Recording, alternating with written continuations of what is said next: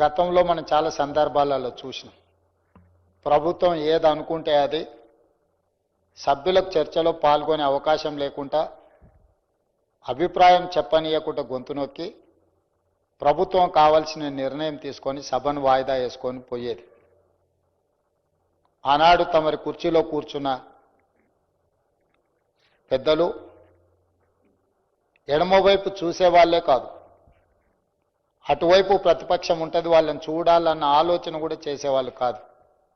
ఎంతసేపు ఉన్న treasury benches వైపు చూసి అటువైపు చూడకుండానే చర్చను ముగించి ఇటువైపు నుంచి ఏం చెప్తారో దాంతోనే చర్చ ముగిసేది. కానీ తమరు ప్రతిపక్షానికి వీలైనంత మేరకు అవకాశం ఇచ్చి వాళ్ళ అభిప్రాయాలను చెప్పడానికి అవకాశం ఇచ్చారు. సరే, వాళ్ళు సద్వినియోగం చేసుకున్నారా, సద్వినియోగం చేసుకోలేదా, వాళ్ళు ఏ విధంగా దుర్వినియోగం చేసిండ్రు అనేది వాళ్ళ విజ్ఞతకే నేను వదిలేస్తున్నా అధ్యక్ష. ఈరోజు పినాకి చంద్ర ఘోష్ ఈ కమిషన్ ఆఫ్ ఎంక్వైరీకి బాధ్యత తీసుకున్న వ్యక్తి, judge of Calcutta high court, chief justice of Andhra Pradesh high court, judge Supreme Court of India, member national human rights commission, first Lokpal of India. వివిధ హోదాలలో వీరు పనిచేయడమే కాకుండా వారి అత్యంత కీలకమైన తీర్పులలో కూడా వారు ఇచ్చిన చరిత్రలో నిలిచిపోయిన తీర్పులు ఇచ్చింది అధ్యక్ష. వారు ఇచ్చిన తీర్పులలో ప్రధానంగా disproportionate asset case V K Sasikala, మాజీ ముఖ్యమంత్రి జయలలితకు సంబంధించిన అక్రమ ఆస్తుల కేసులలో వికే శశికళను దోషిగా తేల్చారు. ప్రజా జీవితంలో జవాబుదారీ విధానాన్ని బలపరిచే తీర్పది. అదేవిధంగా 498A IPC guidelines 2014 dowry related కంప్లైంట్స్లో ఆటోమేటిక్ అరెస్టు జరగకూడదని, ముందుగా ప్రిలిమినరీ ఎంక్వైరీ అవసరమని స్పష్టం చేశారు. చట్టం ఎక్కడైతే దుర్వినియోగం జరుగుతుందో అడ్డుకునే దిశగా వారు తీర్పులు ఇవ్వడం జరిగింది. ఎందుకు ఈ అంశాలను ప్రస్తావిస్తున్నా అంటే, ఈరోజు కమిషన్ ఇచ్చిన రిపోర్టులో ఏదైనా లోపాలు ఉంటే ఆ లోపాలకు సంబంధించి ప్రస్తావిస్తే పర్వాలేదు. కానీ సభ్యులు సభలో అంత కీలకమైన బాధ్యతలను నిర్వహించిన సుదీర్ఘమైన అనుభవం ఉన్న పినాకి చంద్రఘోష్ గారి గురించి తక్కువ చేసి మాట్లాడడం ఈ సభా గౌరవాన్ని పెంచదు. ఇది మంచి సాంప్రదాయం కాదు. జడ్జిలు ఇచ్చిన జడ్జిమెంట్లను పోస్ట్ మార్టం చేయొచ్చు, ఆ జడ్జిమెంట్లలో భిన్నాభిప్రాయాలు మనం వ్యక్తం చేయొచ్చు. కానీ జడ్జిమెంట్ ఇచ్చిన వ్యక్తిని కించపరిచినట్టు కానీ అవమానించే విధంగా మాట్లాడకూడదు. ఇది చట్టం, నేనేదో కొత్తగా చెప్పడం లేదు అధ్యక్ష. అయినా సభ్యులు ఆ రకంగా మాట్లాడినరు, అది కూడా వారి విజ్ఞతకే వదిలేస్తున్న అధ్యక్ష. తెలంగాణ సమాజం అంతా గమనిస్తుంది అధ్యక్ష. నీళ్లు అనేవి మానవాళికి ప్రాణాధారం. ఈ నీళ్లు ఉన్న చోటనే నాగరికత పుట్టింది.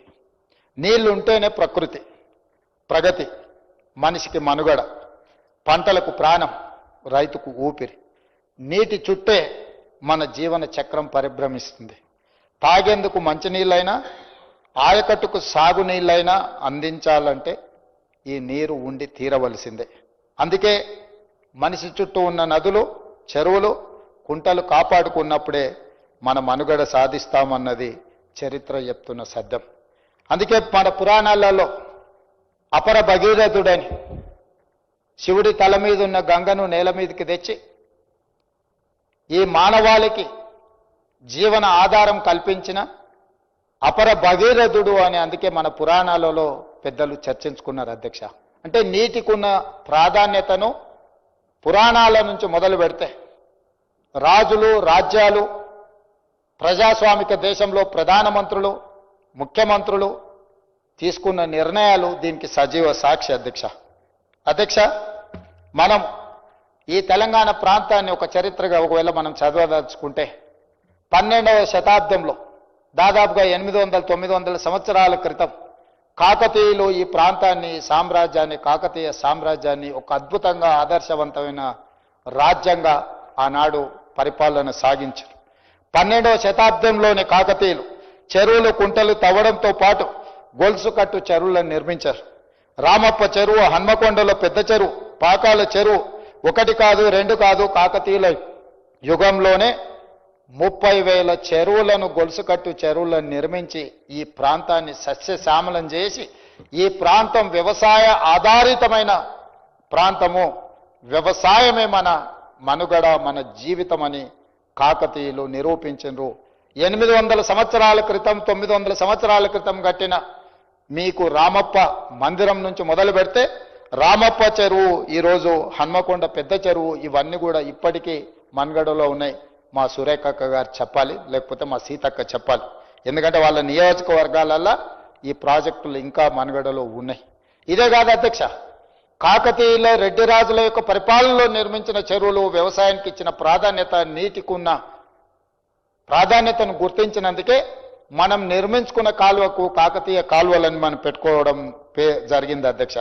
1000 ఏళ్ల తర్వాత కూడా దాదాపుగా ఈరోజు మనం వాళ్ళని తలుసుకుంటున్నామంటే ఆనాడు మనకు అందించిన సంస్కృతి, సాంప్రదాయాలు, వ్యవసాయానికి నీరు అవసరమని వాటిని గుర్తించి ఆ రోజు వాళ్ళు ఈ ప్రాజెక్టులను నిర్మించింది అధ్యక్ష. కాలువలకు అడ్డంగా బండలతో కట్టిన కట్టె పొలాలకు నీళ్లు మళ్లించడం అంటే ఇప్పుడు మనం చెక్ డ్యాంలను కట్టుకుంటున్నాం కదా అధ్యక్ష. ఆనాడే కాలువలకు బండరాళ్లను అడ్డం పెట్టి చెక్ డ్యాంల కింద మార్చి పొలాలకు నీళ్లు అందించిన చరిత్ర కాకతీయుల చరిత్రలో మనం చూసినాం. కాకతీయులు మనకు ఆదర్శంగా నిలబడ్డరు. అందుకే మనం నిర్మించుకున్న కెనాల్స్కి కాకతీయ కెనాల్ అని మనం పేరు పెట్టుకోవడం జరిగింది అధ్యక్ష. అంతెందుకు అధ్యక్ష, నిజాం ఏలిన సందర్భంలో 220 సంవత్సరాలు ఈ ప్రాంతాన్ని పరిపాలించిన నిజాము వ్యవసాయాన్ని, నీటి యొక్క ప్రాధాన్యతను గుర్తించి ఈ ప్రాంతంలో నిజాం కట్టిన ప్రాజెక్టులు ఈ రోజు కూడా 100 ఏళ్ల కింద, 120 ఏళ్ల కింద నిర్మించిన ప్రాజెక్టులు ఈనాడు కూడా మన రైతులకు సాగునీరు, మన ప్రజలకు తాగునీరు అందిస్తున్నాయి అధ్యక్ష. నిజాం నిర్మించిన ప్రాజెక్టులు నిజాం సాగర్ కావచ్చు, ఉస్మాన్ సాగర్ కావచ్చు, హిమాయత్ సాగర్ కావచ్చు, అప్పుడు కట్టినవే. పెద్ద ప్రాజెక్టులతో పాటు వేళ్ల చెరువులను, కుంటలను ఆనాడు నిజాం సర్కారు నిర్మించింది అధ్యక్ష. అంతెందుకు అధ్యక్ష, నిన్న మొన్న నేను మీ పెద్దలు ఉత్తమ్ కుమార్ రెడ్డి గారు ఏరియల్ సర్వేకి వెళ్ళాం. నిన్న మొన్న జరిగిన 40 సెంటీమీటర్ల వర్షం అత్యధికంగా కురవడం వల్ల కామారెడ్డి, మెదక్ జిల్లాలను అతలాకుతలం చేసినాయి. లక్షలాది ఎకరాల పంటలు నీటిమయమైపోయినాయి, మునిగిపోయినాయి. వందలాది రోడ్లు కొట్టుకుపోయినాయి. వేలాది మంది ప్రజలు నిరాశ్రయులైనరు. వారిని పరామర్శించడానికి పోతే వాతావరణం అనుకూలించకపోయినా ఏరియల్ సర్వేలో మేము వెళ్ళి అక్కడి స్థితిగతులను, అక్కడి పరిస్థితులను చూసినాం అధ్యక్ష. ఈరోజు అవి చూస్తున్నప్పుడు అక్కడ ఒక ప్రాజెక్టు నిటారుగా నిలబడి కనిపించింది అధ్యక్ష. ఆ ప్రాజెక్టు పేరు పోచారం ప్రాజెక్టు. 103 సంవత్సరాల క్రితము 26 లక్షల రూపాయలతో నిర్మించిన పోచారం ప్రాజెక్టు తెగిపోతుందేమో అని నిండి ప్రాజెక్టు మీద నుంచి నీళ్లు ఎల్లబారినా ఆ ప్రాజెక్టు ఈ కాలమాన పరిస్థితులకు నిలబడి దాని కింద ఉన్న 14 గ్రామాలు, వేలాది మంది ప్రజలను కాపాడడానికి 103 సంవత్సరాల క్రితం నిజాం నిర్మించిన పోచారం ప్రాజెక్టు ఇంకా బలంగా నిలబడ్డది అని అంటే నిర్మాణంలో ఆనాడు తీసుకున్న నిర్ణయాలు, నాణ్యత, వాటి నిర్మాణమే కాదు నిర్వహణ కూడా ఈరోజు చేపట్టడం వల్ల 103 సంవత్సరాల తర్వాత కూడా వేలాది మంది ప్రజల్ని కాపాడడానికి పోచారం ప్రాజెక్టు ఈరోజు మనకు తార్కణం అధ్యక్ష. అంటే ఒక ప్రాజెక్టు నిర్మాణ సమయంలో తీసుకుంటున్న ప్రాజెక్టు డిజైన్ కావచ్చు, ప్రాజెక్టు కన్స్ట్రక్షన్ కావచ్చు, ప్రాజెక్టు మెయింటెనెన్స్ కావచ్చు, వీటన్నిటి పట్ల ప్రత్యేకమైన శ్రద్ధతో నిర్మిస్తే ఏ విధంగా ఉంటుందో పోచారం ప్రాజెక్టు ఒక ఉదాహరణ అధ్యక్ష. మరి ఈరోజు మనం చర్చ చేస్తున్న కాళేశ్వరం ప్రాజెక్టు కట్టడం, కూలడం, 1,00,000 కోట్లు గోదావరి పాలవ్వడం అంతా 3.5-4 సంవత్సరాలలో జరిగిపోయింది అధ్యక్ష. ఇంత దారుణమైన సంఘటనలు మన కళ్ళ ముందే కట్టడం, మన కళ్ళ ముందే కూలిపోవడం, ఆ గోదావరిలో 1,00,000 కోట్లు కొట్టుకుపోవడాన్ని చూస్తే చర్చించొద్దు, కమిషన్ వెయ్యొద్దు, కమిషన్ రిపోర్ట్ ఇవ్వద్దు అని ఈరోజు అడ్డుకునే ప్రయత్నం చేస్తున్న వాళ్ళను ఏ తెలంగాణ సమాజం ఏమనుకోవాలో మీరు ఒక్కసారి ఆలోచన చేయండి అధ్యక్ష. అందుకే అధ్యక్ష ఈరోజు ఈ సభలో ఈ అంశాలన్నిటినీ చర్చించడమే కాదు, భారతదేశానికి స్వతంత్రం వచ్చిన తర్వాత ఆనాటి మొట్టమొదటి ప్రధానమంత్రి పండిత్ జవహర్లాల్ నెహ్రూ గారు కరువు కాటకాలతో ప్రజలు అన్నమో రామచంద్ర అని మట్టి తిని బతుకుతున్న రోజుల్లో స్వతంత్రం వచ్చి చట్టాలు లేక ఆటవిక రాజ్యం ఈ దేశంలో ఏలుతున్నప్పుడు పండిత్ జవహర్లాల్ నెహ్రూ గారు విజ్ఞతతో వారి విశాలమైన అనుభవంతో irrigation and education is the priority. ఈ దేశం అభివృద్ధి చెందాలంటే ఎడ్యుకేషన్ అంటే విద్యను ఇవ్వాలి, అదేవిధంగా సాగునీటి ప్రాజెక్టులను నిర్మించాలి అని మొట్టమొదటి ప్రధానమంత్రి గారు పంచవర్ష ప్రణాళికలో education and irrigation is our priority అని చెప్పి నిర్ణయం తీసుకొని ఆనాడు దేశం మొత్తంలో బాక్రానంగల్ నుంచి మొదలు పెడితే శ్రీరామ్ సాగర్, నాగార్జున సాగర్, శ్రీశైలం లాంటి ప్రాజెక్టులకు పునాదులేసి మొట్టమొదటి ప్రధానమంత్రి ఈ తెలంగాణ ప్రాంతంలో నిజాం సర్కార్ తర్వాత నిజాం సాగర్ తర్వాత శ్రీరామ్ సాగర్, నాగార్జున సాగర్, శ్రీశైలం లాంటి ప్రాజెక్టులను ప్రారంభించి ఈ ప్రజలను అన్నమో రామచంద్ర నుంచి ఈ రోజు దేశంలోనే అత్యధికంగా వరి ధాన్యాన్ని పండించే 2,85,00,000 మెట్రిక్ టన్నుల వరి ధాన్యాన్ని పండించడానికి పునాదులేసింది మొట్టమొదటి ప్రధానమంత్రి పండిత్ జవహర్లాల్ నెహ్రూ గారు అని చెప్పి నేను అధికారికంగా ఈ సభలో చెప్పదలుచుకున్నాను అధ్యక్ష. ఇది కాంగ్రెస్ పార్టీ విజ్ఞత.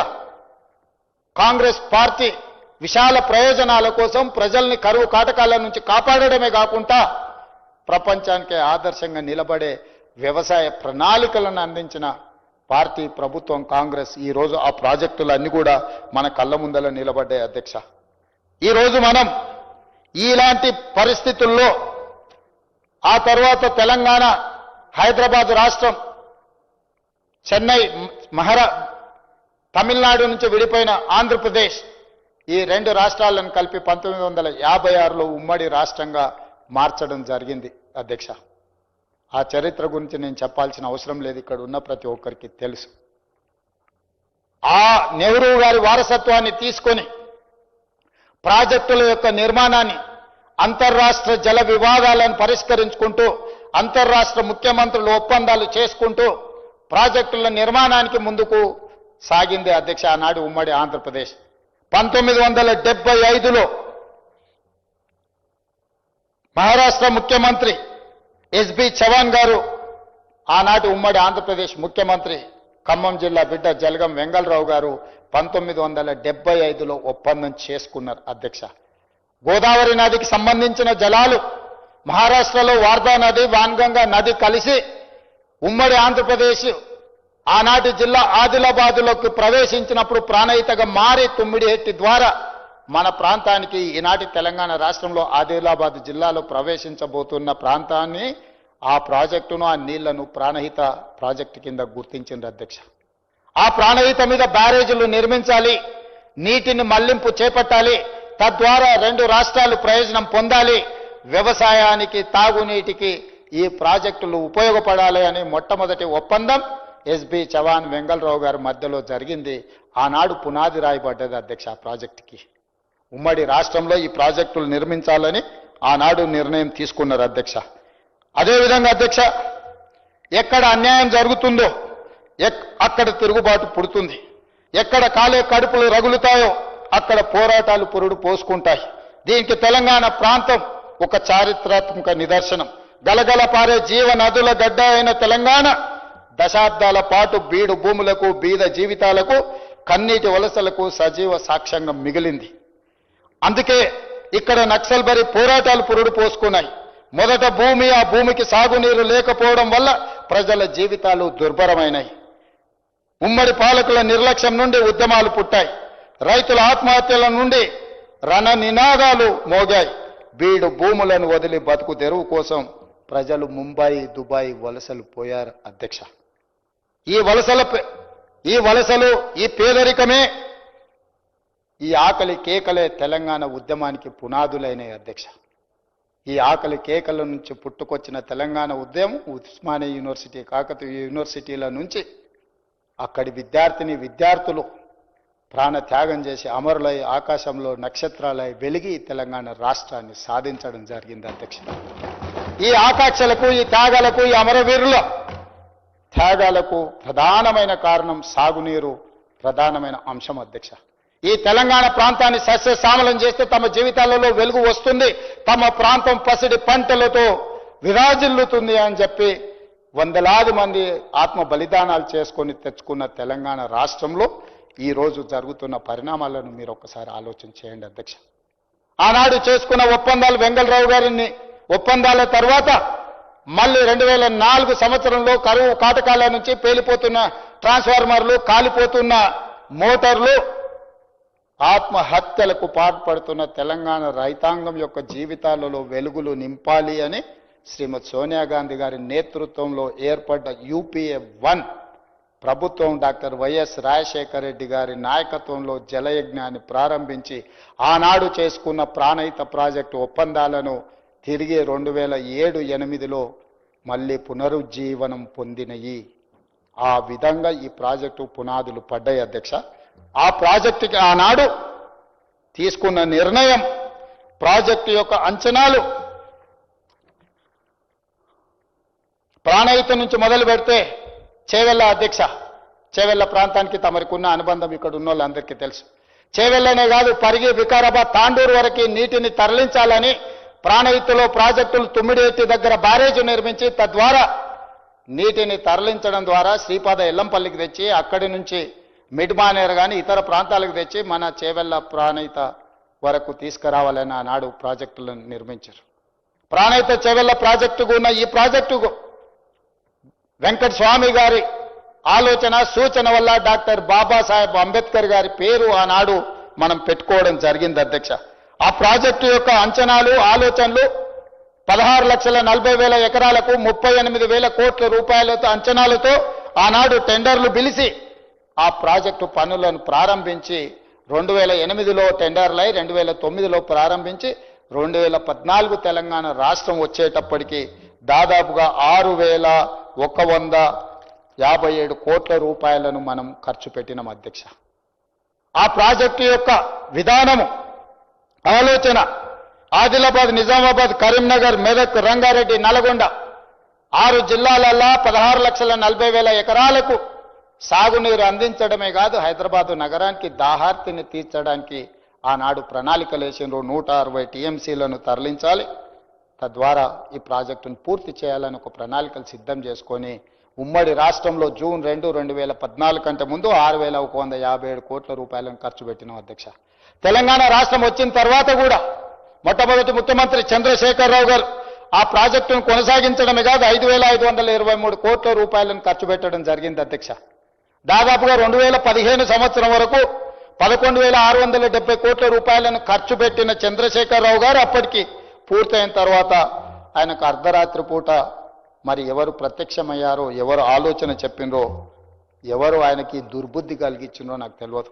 దానికి కారణం కుటుంబ ఒత్తిడా, ఆయన ఆలోచననా, లేకపోతే కాంట్రాక్టర్లు పెట్టిన ప్రలోభమా నాకు తెలియదు అధ్యక్ష. అక్కడ బీజం పడ్డది. ఆ బీజము విషవృక్షమై తెలంగాణ ప్రాంతాన్ని కబలించింది అధ్యక్ష. ఆ ఆలోచనలతోని ఒక అందమైన ముసుగు, ఒక కొత్త పదాన్ని కనిపెట్టిండు, రీడిజైనింగ్ అని. అంటే పాత ప్రాజెక్టులను అన్నిటిని కూడా రీడిజైనింగ్, పునరుద్ధరిస్తాము, వాటి అన్ని పునర్నిర్మాణం చేస్తామని చెప్పి రీడిజైనింగ్, ప్రాజెక్టుల రీడిజైనింగ్ అని ఒక పదం కనిపెట్టింది అధ్యక్ష. ఎక్కడైతే ప్రాణహిత దగ్గర ఒప్పందాల ప్రకారం ఆనాడు వెంగళరావు గారు, SB చవన్ గారు చేసిన ఒప్పందం, ఆ తర్వాత కిరణ్ కుమార్ రెడ్డి గారు మహారాష్ట్ర ముఖ్యమంత్రి గారు చేసుకున్న ఒప్పందాల ప్రకారం తెలంగాణ రాష్ట్ర ప్రభుత్వము, ఆనాడు ఉమ్మడి ఆంధ్రప్రదేశ్ ప్రభుత్వం 152 మీటర్ల ఎత్తున తుమ్మిడిహెట్టి దగ్గర బ్యారేజ్ నిర్మిస్తామని మనమంటే 152 మీటర్ల ఎత్తున మీరు ఈ ప్రాజెక్టు నిర్మిస్తే మా ప్రాంతం ఎక్కువ ముంపుకు గురవుతుంది, 148 మీటర్లలో నిర్మించుకోండి అని వాళ్ళు చెప్పడం జరిగింది అధ్యక్ష. ఏ రోజు కూడా మహారాష్ట్ర ప్రభుత్వం అక్కడ ప్రాజెక్టు నిర్మించొద్దు అని అభ్యంతరాలు పెట్టలేదు. మహారాష్ట్ర ప్రభుత్వం యొక్క అభ్యంతరం వల్ల 152 మీటర్ల ఎత్తున నిర్మిస్తే మా ప్రాంతం ఎక్కువగా ముంపుకు గురవుతుంది కాబట్టి 148 మీటర్ల ఎత్తున నిర్మించుకున్న ప్రాజెక్టులో చిన్న చిన్న మార్పులు చేసుకుంటే మీకు కావాల్సిన 165 TMCల నీళ్లు వస్తాయని సాంకేతిక నిపుణులు సెంట్రల్ వాటర్ కమిషన్ నివేదికలు ఇవ్వడం జరిగింది అధ్యక్ష. 2009లోనే నేను ఇంతకుముందే చెప్పిన ఎక్కువ వివరాల జోలికి వెళ్ళదలుచుకోలేదు. గతము ఇంతకుముందే మీ ముందర ప్రస్తావించిన 2009లోనే సెంట్రల్ వాటర్ కమిషన్ స్పష్టంగా రాసింది 235 టీఎంసీ నీటి లభ్యత ఉంది అని. 2014లో తెలంగాణ రాష్ట్రం వచ్చిన తర్వాత 24/10/2014 నాడు తిరిగి 205 టీఎంసీ నీటి లభ్యత ఉంది, మీకు క్లియరెన్స్లు ఇస్తున్నాము, మీరు ప్రాజెక్టు నిర్మించుకోండి అని చెప్పి సెంట్రల్ వాటర్ కమిషన్ క్లియర్గా మనకు అనుమతులు ఇచ్చినట్టు జలశక్తి మినిస్టర్ ఉమాభారతి గారు మనకు లేఖ రాయడం జరిగింది అధ్యక్ష. అభ్యంతరం అల్లా చర్చలల్లా నాటి విద్యాసాగర్ రావు గారు తెలంగాణ ప్రాజెక్ట్స్ ఇన్ఛార్జ్ ఆ రోజు ఇతర అధికారులతో కలిసి అధ్యక్ష మహారాష్ట్ర ప్రభుత్వంతో కూర్చొని చర్చలు చేసిన తర్వాత వాళ్ళు తీసుకున్న నిర్ణయం ఏంది అని అంటే 148, 150, 152 ఎక్కడ కడితే ఎంత మునుగుతుంది, దీనికి సంబంధించిన వివరాలను మనం చర్చించుకోవాలని పూణేకి సంబంధించిన సంస్థకు ఆ రోజు ఆదేశాలు ఇవ్వడం జరిగింది. దీనివల్ల ముంపు ఎంత ఉంటుంది, నష్టం ఎంత ఉంటుంది, మహారాష్ట్రను ఒప్పించడానికి ఏం కావాలని తెలంగాణ రాష్ట్రము అదేవిధంగా మహారాష్ట్రకు సంబంధించిన నిపుణులు కలిసి కూర్చొని 10 నుంచి 15 రోజులలో వాళ్ళు నివేదిక ఇవ్వాలి. ఆ రోజు వాళ్ళు చేసుకున్న ఒప్పందం ప్రకారం అధ్యక్ష తుమ్మిడివటి వద్ద నిర్మించే బ్యారేజ్ ఎత్తు పారామీటర్లను ఖరారు చేసే బాధ్యతను ఒక టెక్నికల్ కమిటీకి అప్పగించారు. అప్పటి ఆంధ్రప్రదేశ్ ప్రభుత్వం 152 మీటర్ల ఎత్తు నిర్ణయించగా తమ ప్రాంతంలో ముంపు తగ్గించేందుకు 148 మీటర్లే ఉంచాలని మహారాష్ట్ర ప్రభుత్వం అభ్యంతరం తెలిపింది. ముంపుపై అధ్యయనం చేసి నివేదిక ఇవ్వాలని టెక్నికల్ కమిటీ పూణేలోని CWPRS అనే సంస్థకు అప్పగించింది. ఈ సంస్థ 10-15 రోజుల్లోనే నివేదిక ఇవ్వాలని కూడా ఆ రోజు చర్చించింది అధ్యక్ష. ఒక పక్కన అన్ని రకాలుగా తుమ్మిడియేటి దగ్గర ప్రాజెక్టు నిర్మించుకొని తుమ్మిడియేటి నుంచి 4 ప్యాకేజీల కింద ఆదిలాబాద్ జిల్లాకు దాదాపుగా 1,60,000 ఎకరాలకు నీళ్లు అందించుకుంటూనే శ్రీపాద ఎల్లంపల్లిలో నీటిని నింపుకొని అక్కడి నుంచి తరలించుకుంటూ పోతే 6 జిల్లాలకు 16,40,000 ఎకరాలకు ఆయకట్టుకి ఇవ్వడమే కాదు హైదరాబాదు దాహార్తిని తీర్చడానికి ప్రణాళికలు ఉండే. ఆ లిఫ్టుల్లో తుమ్మిడిహెట్టి నుంచి తెచ్చుకునే దాంట్లో ఒకే ఒక లిఫ్ట్, అది 19 మీటర్లు, హరీష్ రావు గారు 38 మీటర్లు అన్నారు. పోని వారు అనుకున్నట్టే శ్రీపాద ఎల్లంపల్లి గుండెకాయ ఫర్ గోదావరి వాటర్స్, గోదావరి ప్రాంతంలో ఎక్కడికి వెళ్ళాలన్నా రక్త ప్రసరణ గుండెకొచ్చి గుండె నుంచి ఇతర మానవ అవయవాలకు అన్నిటికీ ఏ విధైతే రక్త ప్రసరణ జరుగుతుందో గోదావరి నదీ జలాలు, అది ప్రాణహిత చేవెళ్ళ కావచ్చు, వాన్గంగా కావచ్చు, వార్దా కావచ్చు, ఇతర ప్రాజెక్టులు ఏదున్నా ఈరోజు శ్రీపాద ఎల్లంపల్లి దగ్గరకు వచ్చిన తర్వాత అక్కడి నుంచి ఇతర ప్రాంతాలకు మనం తరలించాల్సిన అవసరం ఉంది అధ్యక్ష. తుమ్మిడిహెట్టి నుంచి శ్రీపాద ఎల్లంపల్లికి తేవాలంటే ఒకే ఒక లిఫ్ట్, చిన్న లిఫ్ట్ పెట్టుకుంటే 160 టీఎంసీలు ఎత్తిపోసుకోవడానికి క్లియర్గా ఉన్న ప్రాజెక్టులను పనులు చేయడమే కాకుండా అక్కడ అవకాశం ఉండే. కానీ అట్లా చేయకుండా పైనుంచి కిందికి నీళ్లు ఒడిసిపట్టుకుంటా గ్రావిటీ ద్వారా నీళ్లు తెచ్చుకునే అవకాశం ఉన్న ఆ ప్రాజెక్టును పూర్తిగా మొత్తం ఆపేసి చంద్రశేఖరరావు గారు కిందికి వెళ్ళిండు అధ్యక్ష. దానికి వ్యాప్కో సంస్థ చెప్పింది అంటుండు, వ్యాప్కో సంస్థ చెప్పలేదు అధ్యక్ష. తుమ్మిడిహెట్టి దగ్గర ప్రాజెక్టు కట్టడానికి కూడా కేంద్ర ప్రభుత్వ రంగ సంస్థ అయినా వ్యాప్కోసే నివేదిక ఇచ్చింది. ఆనాడు కాంగ్రెస్ పార్టీ రాజశేఖర రెడ్డి గారు అడిగినారు, మేము వ్యాప్కోస్ని మేము తుమ్మిడిహెట్టి నుంచి చేవెళ్ల వరకు నీళ్లు తీసుకెళ్లాలనుకుంటున్నాం, 160 టీఎంసీలు ఇక్కడ నీటి లభ్యత ఉన్నదా లేదా, సాంకేతికంగా ఏ విధంగా ముందుకు వెళ్ళాలని అడిగితే దాని మీద వ్యాప్కో సంస్థ సంపూర్ణంగా స్టడీ చేసి నివేదిక ఇచ్చింది. ఇది సాధ్యమే, ఇక్కడ నిర్మించుకోవచ్చు, అన్ని రకాల అనుమతులు తెచ్చుకోవచ్చు అని వ్యాప్కోస్ ఆదేశాలు ఇచ్చింది అధ్యక్ష. చంద్రశేఖరరావు గారు ముఖ్యమంత్రి అయిన తర్వాత చంద్రశేఖరరావు గారు కూడా వ్యాప్కోస్నే పిలిచిండు. వ్యాప్కోసు అక్కడి నుంచి మారిస్తే ఎక్కడ కట్టాలి, ఎన్ని నీళ్లు లభ్యత ఉన్నాయని అడగలేదు అధ్యక్ష. స్ట్రైట్ గా ఆర్డర్ ఇచ్చిండు అధ్యక్ష. నేను మేడిగడ్డ దగ్గర బ్యారేజ్ కట్టి అక్కడి నుంచి 3 లిఫ్టులు పెట్టి నింపుకోట పైకి తెచ్చి శ్రీపాద ఎల్లంపల్లిలో నేను పోయేదలుచుకున్నా, దీని మీద నివేదిక ఇవ్వనంటే అధ్యక్ష నేను ఒక మాట అడుగుతున్నాను. మనం ఎక్కడైనా ఒక హోటల్కి వెళ్తాం భోజనానికి, మనం అక్కడ వంట వండేవాడికి అన్ని రకాల వంటలు వస్తాయి అధ్యక్ష. ఆయనకు చికెన్ బిర్యానీ ఉండడం వస్తుంది, మటన్ బిర్యానీ ఉండడం వస్తుంది, ఎగ్ బిర్యానీ ఉండడం వస్తుంది, వెజిటబుల్ బిర్యానీ కూడా ఉండడం వస్తుంది, అదేవిధంగా రొయ్యల పులుసు కూడా చేయడం వస్తుంది. మనం ఆర్డర్ ఇచ్చేదాన్ని బట్టి ఆ చెఫ్ అనేటోడు వంట చేసి పెడతాడు. మనం చికెన్ బిర్యానీ అడిగితే రొయ్యల బిర్యానీ పెట్టాడు అధ్యక్ష. చంద్రశేఖరరావు గారు వ్యాప్కోస్ని స్పష్టంగా నేను మేడిగడ్డ దగ్గర నేను బ్యారేజ్ నిర్మించదలుచుకున్నా, లిఫ్టులు పెట్టదలుచుకున్నా, ఆ పైన అన్నారం దగ్గర, ఆ పైన సుందిళ్ళ దగ్గర నేను బ్యారేజీలు నిర్మించదలుచుకున్నా, నేను లిఫ్టులు పెట్టదలుచుకున్నా, పంపులు పెట్టదలుచుకున్నా, దీనికి నివేదిక ఇవ్వమనంటే దాని మీద కూడా స్టడీ చేసి ఓకే ఫైన్ నువ్వు ఇక్కడ కట్టుకుంటా అంటే ఓకే కట్టుకో అన్నాడు. మీరు ఒక ఆర్కిటెక్ట్ని ఇల్లు కట్టడానికి వికారాబాద్లో స్థలం చూసి ఇల్లు కట్టాలనుకుంటున్నానంటే ఆర్కిటెక్ట్ వికారాబాద్ స్థలంలో ఉన్నదాన్ని బట్టి ఎట్లా కట్టుకోవాలనో సలహా చెప్తాడు. ఒకవేళ మీరు జూబ్లీహిల్స్లో స్థలం చూపించి ఇక్కడ ఇల్లు కట్టుకోవాలనుకుంటున్న ఎట్లా కట్టాలని ఆర్కిటెక్ట్ని అడిగితే జూబ్లీహిల్స్ స్థలానికి సరిపోయే విధంగా ప్రణాళికలు ఇస్తాడు. దానికి స్టీల్ ఎక్కడి నుంచి తెచ్చుకోవాలి, సిమెంట్ ఎక్కడి నుంచి తెచ్చుకోవాలి, ఎట్లా కట్టుకోవాలి, ఏం చేయాలా, ఎత్తెంత పొడిగెంత విడతెంత ఇస్తాడు. ఇవాళ చంద్రశేఖరరావు గారు కూడా వ్యాప్కోస్కి స్పష్టంగా ఆదేశాలు ఇచ్చాడు. నాకు మేడిగడ్డ దగ్గర నేను నిర్మించాలనుకుంటున్నా, దీని మీద నాకు నివేదిక ఇవ్వమని. నువ్వు అడిగింది ఒకటైతే సాంకేతిక నిపుణుడు ఇంకొకటి ఇవ్వడు కదా. మరి నువ్వు అడిగిన దానికి ఆయన నివేదిక ఇస్తే పోనీ ఆ నివేదికనన్నా నువ్వు యాజ్ ఇట్ ఈజ్గా ఇంప్లిమెంట్ చేసినావా? లేదు. బ్యారేజ్ల స్థలాన్ని మార్చండి, పంపుల స్థలాన్ని మార్చండి, అన్నిటిని మార్చుకుంటూ పోయిండు.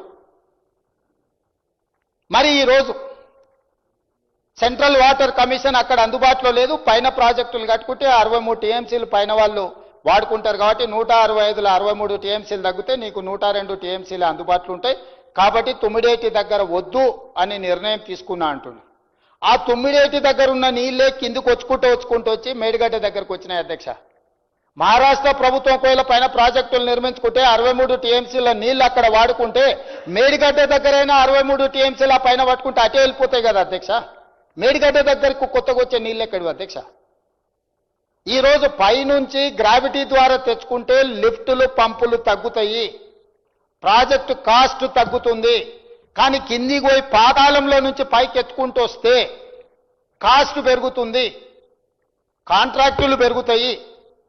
ఈ కాంట్రాక్టర్లు ఇచ్చే కమిషన్లకు కక్కుర్తిపడి గ్రావిటీ ద్వారా రావాల్సిన 160 టీఎంసీల నీటిని సింగిల్ లిఫ్ట్తోని తెచ్చుకోవాల్సిన నీటిని శ్రీపాద ఎల్లంపల్లిలో నింపుకోవాల్సిన నీటిని అట్లా కాదని కిందికెళ్ళి మేడిగడ్డ అన్నారం సుందిళ్ళ దగ్గర నుంచి కింది నుంచి పైకి మేడిగడ్డ నుంచి అన్నారంలో ఎత్తిపోసి అన్నారంలో నుంచి సుందిళ్ళలో ఎత్తిపోసి సుందిళ్ళ నుంచి ఎత్తి శ్రీపాద ఎల్లంపల్లిలో పోసిండు అధ్యక్ష.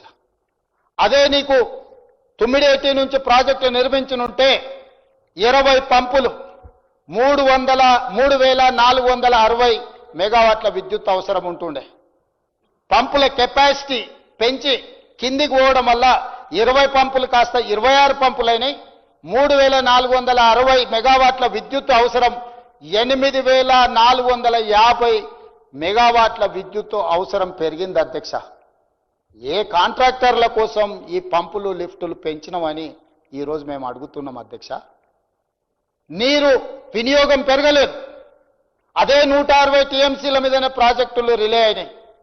నీటి వినియోగం పెరగలేదు, నీటి లభ్యత మారలేదు. కానీ ప్రాజెక్టుల అంచనాలు 38,000 కోట్ల నుంచి ఈరోజు ఉత్తమ్ కుమార్ రెడ్డి గారు చెప్పినట్టు 1,47,000 కోట్ల రూపాయలకు పెరిగినాయి అధ్యక్ష. ఇవాళ పోని అక్కడికైనా తెలంగాణ ప్రజలు నమ్మినందుకు, నమ్మించి మోసం చేసినందుకు, నట్టేట ముంచినందుకు ఆ ప్రాజెక్ట్ అయినా చక్కగా కట్టినుంటే ఇవాళ ఈ చర్చ ఉండేది కాదు, కమిషన్ రిపోర్ట్ ఉండేది కాదు అధ్యక్ష. ఆ నిర్మాణంలో స్పష్టంగా national dam safety authority has said that design, construction, maintenance everything is lapsed. Project యొక్క ప్రణాళిక, నిర్మాణము, నిర్వహణ లోపభూయిష్టంగా ఉంది. ఇది ఏమాత్రం క్షమించరాని నేరము అని చెప్పి ఈరోజు ఎన్డీఎస్ఏ చెప్పింది అధ్యక్ష. Not Congress party, not PC Ghosh or not any other person. NDSA is the expert committee for national dam సేఫ్టీలో అత్యంత నైపుణ్యం ఉన్న కేంద్ర ప్రభుత్వ రంగ సంస్థ. మనందరికీ పరిమితమైన అవగాహన ఉంటే చూస్తే పగిలితే పగిలిందని కనిపిస్తుంది, కూలితే కూలిందని కనిపిస్తుంది, కుంగిపోతే కుంగిపోతే అని కనిపిస్తుంది. కానీ సాంకేతిక నైపుణ్యం ఉన్న కేంద్ర ప్రభుత్వ రంగ సంస్థ స్పష్టంగా చెప్పింది, ప్రభుత్వం ఈ విధంగా డిజైన్లు చేయడం కానీ, కన్స్ట్రక్షన్ చేయడంలో కానీ, మెయింటెనెన్స్ చేయడంలో వైఫల్యం చెందింది కాబట్టి ఈ ప్రాజెక్టులు కుంగిపోయినాయి. దీనికి కారణం ప్రభుత్వమే. ఇందులో ఉన్న సాంకేతిక నిపుణులు తీసుకున్న సాంకేతిక పరమైన అంశాలు, టెక్నాలజీని చేంజ్ చేయడాన్ని, వీటన్నిటిని కూడా తప్పుపట్టింది అధ్యక్ష. ఈరోజు తప్పుపట్టిన ఎన్డీఎస్ఏ రిపోర్టును ఎన్డీఏ రిపోర్ట్ అంటాడు ఆయన. ఆయనకున్న తెలివితేటలన్నీ ఉపయోగించి ఈరోజు వారి ఈ విధంగా దీనికంత కారణం ఏంది అధ్యక్ష? 2015లో ఆయనకు ఖచ్చితంగా ఎవరో కళ్ళలో వచ్చి ఉంటాడు. ఒకప్పుడు ప్రపంచ దేశాలలో ఆగర్భ శ్రీమంతుడు నిజాం ప్రభు కంటే శ్రీమంతుడు కావాలన్న కోరిక 220 సంవత్సరాల ఈ ప్రాంతాన్ని, హైదరాబాదు రాజ్యాన్ని పరిపాలించిన నిజాం లాగా చంద్రశేఖరరావు గారు, ఆయన కొడుకు, ఆయన మనవడు, ఆయన తర్వాతి తరాలు ఓ 200 సంవత్సరాలు ఈ ప్రాంతాన్ని పరిపాలించడానికి, ప్రపంచంలో ఆగర్భ శ్రీమంతులు కావడానికి ఒక దురాశతోని, దుర్బుద్ధితోని తుమ్మిడేటి దగ్గర నిర్మించాల్సిన ప్రాజెక్టును మేడిగడ్డకు తీసుకొచ్చిండు. మేడిగడ్డకు తీసుకొచ్చి నిర్మించిన ప్రాజెక్టు నాణ్యతా లోపం వల్ల, నిర్వహణ వల్ల కుప్పగూలిపోయింది అధ్యక్ష. ఇవన్నీ కూడా మేం చెప్పింది కాదు అధ్యక్ష. వారి ప్రభుత్వంలోనే, వారు ముఖ్యమంత్రిగా ఉన్నప్పుడే ఆనాడు వాళ్ళ అధికారి బీఆర్ఎస్ అధికారంలో ఉన్నప్పుడే మేడిగడ్డ బ్యారేజ్ నిర్మాణ లోపాలన్నీ బయటపడ్డాయి. ఈ విషయాన్ని ఇంజనీరింగ్ అధికారులు హెచ్చరించిన ప్రభుత్వం దాచిపెట్టింది. మేడిగడ్డ బ్యారేజ్ వద్ద సీసీ బ్లాక్ డ్యామేజ్లను వెంటనే సరి చేయాలని తారీఖు చెప్తున్న అధ్యక్ష. 18/5/2020 రోజున Kaleshwaram project executive engineer BV Ramanareddy ఎల్ఎన్టీకి ప్రాజెక్టు మేనేజర్కు లేఖ రాసిండే అధ్యక్ష. ఈ ప్రాజెక్టు నిర్మాణం జరిగిన తర్వాత చంద్రశేఖరరావు గారు సాగునీటి పారుదల శాఖ మంత్రిగా ఉన్నప్పుడే ఈ ప్రాజెక్టులో ఉన్న లోపాలను 18/5/2020 రోజున Kaleshwaram project executive engineer BV Ramanareddy L and T project మేనేజర్కు లేఖ రాసిండు. అప్పుడే బ్యారేజ్లో లోపాలు బయటపడ్డాయి. కానీ ఏజెన్సీలు కాంట్రాక్ట్ కంపెనీలతో కుమ్ముక్కవడంతో అజమాయిషీ లేకుండా పోయింది అధికారులకు. ఎందుకంటే ఈ కాంట్రాక్టర్లు ఇచ్చిన కమిషన్లకు లొంగిపోయి కాంట్రాక్టర్లకి ప్రభుత్వంలో ఉన్న ఆనాటి ప్రభుత్వంలో ఉన్న పెద్దలకు అజమాయిషీ లేకపోవడము, వాళ్ళని నియంత్రించడము, లేకపోతే ఇందులో జరిగిన లోపాలను సరిదిద్దడానికి ఒత్తిడి చేసే శక్తి సన్నగిల్లడము, వీళ్ళు అవినీతికి పాల్పడడం వల్ల దెబ్బతిన్నది అధ్యక్ష. నేను ఈరోజు తమ ద్వారా చంద్రశేఖరరావు గారిని, హరీష్ రావు గారిని అడుగుతున్నా అధ్యక్ష. 2020 సంవత్సరంలో మేము అధికారంలో లేము కదా అధ్యక్ష. 18/5 నాడు మీ ప్రభుత్వంలో మీ అధికారి ఎగ్జిక్యూటివ్ ఇంజనీర్ స్పష్టంగా మేడిగడ్డలో సమస్యలు ఉన్నాయి అని చెప్పి లేఖ రాస్తే మీరు ఎందుకు చర్యలు తీసుకోలేకపోయినారు అధ్యక్ష? అంటే ఆ రోజుకే బయటపడ్డ లోపాల మీద మీరు మాట్లాడకపోవడం వల్ల, ఆ నిర్వహణలో లోపం వల్ల జరిగిన నష్టాన్ని మీరు సరిదిద్దకపోవడం వల్ల చివరికి కాళేశ్వరం కుంగిపోవడము మొత్తం తెలంగాణకి అరిష్టంగా మారిన మాట వాస్తవం కాదా అధ్యక్ష? నిజాలు ఈ విధంగా మీ కళ్ళ ముందరనే ఉంటే ఈరోజు మమ్మల్ని అందరినీ కూడా తప్పుపట్టే విధంగా, మమ్మల్ని ప్రశ్నించే విధంగా, మేమేదో తప్పు చేసినట్టు, మేమేదో కక్ష కట్టినట్టు, మేమేదో కక్ష సాధింపులో భాగంగా ఈ కమిషన్ని నియమించినట్టు మాట్లాడితే ఇది సమంజసమా అధ్యక్ష? అదేవిధంగా అధ్యక్ష, వాళ్ళ అధికారంలో ఉన్నప్పుడే ఆనాడు స్పష్టంగా ఎన్డీఎస్ఏ రిపోర్ట్ ఇచ్చింది అధ్యక్ష. ఎన్డీఎస్ఏ రిపోర్ట్ ఏమిచ్చింది అధ్యక్ష? 21/6/2019 కాళేశ్వరం ప్రాజెక్టును ప్రారంభించారు. 4 ఏళ్లకే 2023 అక్టోబర్ 21న మేడిగడ్డలో 7వ బ్లాక్ కుంగిపోయింది. మొత్తం 6 పియర్లు కూలిపోయాయి. మరుసటి రోజున అక్టోబర్ 22న ప్రాజెక్ట్ ఏఈ మహదేవ్పూర్ పోలీస్ స్టేషన్లో ఎఫ్ఐఆర్ నమోదు చేశాడు. అప్పుడు బీఆర్ఎస్ ప్రభుత్వంలో అధికారంలో ఉంది కదా అధ్యక్ష. మేమెవరం చేయలేదే. మీ ప్రభుత్వంలో కుంగిపోయిందని పోలీస్ స్టేషన్లో ఫిర్యాదు చేసింది మీరే కదా అధ్యక్ష. ఇందులో ఎవరి కుట్ర ఉంది, ఎవరి కుతంత్రం ఉంది, ఎవరి ప్రమేయం ఉంది, ఎవరు ఈ రకమైన కార్యక్రమాలను చేపట్టిన రోజు జవాబు చెప్పాల్సిన బాధ్యత వాళ్ళ మీద లేదా అధ్యక్ష? ఈరోజు అదేవిధంగా 22/10/2023న ఎన్డీఎస్ఏ ఒక కమిటీని నియమించింది అధ్యక్ష. మేడిగడ్డ బ్యారేజ్లో పియర్స్ కుంగిపోయేందుకు దారితీసిన కారణాలపై విచారణ జరిపింది. బ్యారేజ్ను పరిశీలించింది. 2023 నవంబర్ 1 తేదీన ఎన్డీఎస్ఏ తమ నివేదికను తెలంగాణ ప్రభుత్వానికి సమర్పించింది. అప్పటి ప్రభుత్వం ఈ నివేదికను తొక్కిపెట్టింది, పట్టించుకోలేదు అధ్యక్ష. 2023 నవంబర్ 1 నాడు ఈ రాష్ట్రానికి మొట్టమొదటి ముఖ్యమంత్రి చంద్రశేఖరరావు గారే ముఖ్యమంత్రి కదా అధ్యక్ష. మీరున్నప్పుడే మీరే పోలీస్ స్టేషన్లో ఫిర్యాదు చేశారు. మీరున్నప్పుడే ఎన్డీఎస్ఏ నివేదిక ఇచ్చింది, లోపభూయిష్టంగా ఉన్నది, మీరు చేసిన డిజైన్ కానీ కన్స్ట్రక్షన్ కానీ మెయింటెనెన్స్ లోపభూయిష్టంగా ఉంది అని చెప్పి మీకు ప్రాథమిక నివేదిక మీరు ముఖ్యమంత్రి గారు ఉన్నప్పుడు ఇచ్చారు కదా అధ్యక్ష. మరి ఉత్తమ్ కుమార్ రెడ్డి గారి పాత్ర, లేకపోతే బట్టి విక్రమార్క గారి పాత్ర, ఆ ప్రాంతం నుంచి ప్రాతినిధ్యం వహిస్తున్న శ్రీధర్ బాబు గారి పాత్ర, లేకపోతే నా పాత్ర ఏముంది అధ్యక్ష ఇందులో? మీరున్నప్పుడు జరిగిన ఈ పరిణామాలన్నిటినీ, సరిహద్దు వాగా బార్డర్లో ఏ విధంగా అయితే పోలీసులు ఇండియా పాకిస్తాన్ సరిహద్దులో భద్రతా దళాలు ఏ విధంగా పహారా కాస్తాయో, ఈ మేడిగడ్డ ప్రాజెక్టు కుంగిపోయిన ప్రాంతంలో చుట్టూతా కొన్ని కిలోమీటర్ల పరిధిలో పిట్ట కూడా ఎగరకుండా, మనిషి కూడా కదలకుండా పోలీసులను అడ్డుపెట్టి నియంత్రించి ఎవరిని రానియకుండా అడ్డుకున్న మాట వాస్తవం కాదా అధ్యక్ష? ఆనాడు నేను, రాహుల్ గాంధీ గారు, శ్రీధర్ బాబు గారు మేము అందరం వెళ్తామంటే పర్మిషన్ ఇవ్వకపోతే ఏది ఏమైనా వెళ్ళి తీరుతామని మేము ముందుకు వెళ్ళి ప్రజలకు వాస్తవాలను కళ్ళగట్టేటట్టుగా చూపించిన మాట వాస్తవం కాదా అధ్యక్ష? ఆ రోజు మేము చెప్పడం జరిగింది, ఖచ్చితంగా సిట్టింగ్ జడ్జి చేత విచారణకు ఆదేశిస్తామని. అధికారంలోకి వచ్చిన తర్వాత సిట్టింగ్ జడ్జి కోసం అడిగితే హైకోర్టు చెప్పింది సిట్టింగ్ జడ్జి లేరు, జడ్జిలు మాకే తక్కువ ఉన్నారు, మీరు కావాలంటే రిటైర్డ్ జడ్జిను అపాయింట్ చేసుకోండి అని చెప్పింది అధ్యక్ష. అందుకే retired supreme court judge PC Ghosh కమిటీని ఎంక్వైరీ కమిషన్ కింద అపాయింట్ చేసి ఈరోజు నివేదిక తెచ్చినాం అధ్యక్ష. నివేదికలో చాలా అంశాలు ఉన్నాయి. 665 పేజీల నివేదికనిచ్చాను. దానికి సంబంధించి షార్ట్ డిస్కషన్ కోసం ఒక నోట్ మా ఉత్తమ్ కుమార్ రెడ్డి గారు కొన్ని రోజుల నుంచి నిద్రలు పోకుండా ఈరోజు ఆ నివేదికను చేసి చర్చ కోసం ఇక్కడ పెట్టిండ్రు అధ్యక్ష. ఒకటి, చంద్రశేఖరరావు గారు తుమ్మిడిఏటి నుంచి మేడిగడ్డకు మార్చడానికి ప్రధానమైన నిర్ణయాలు మొత్తం చంద్రశేఖరరావు గారే తీసుకున్నారు. దీనికి ప్రధానమైన కారణం చంద్రశేఖరరావు గారే అని నివేదికలు చెప్పిన అధ్యక్ష. నేను స్థూలంగా చెప్పదలుచుకున్నా.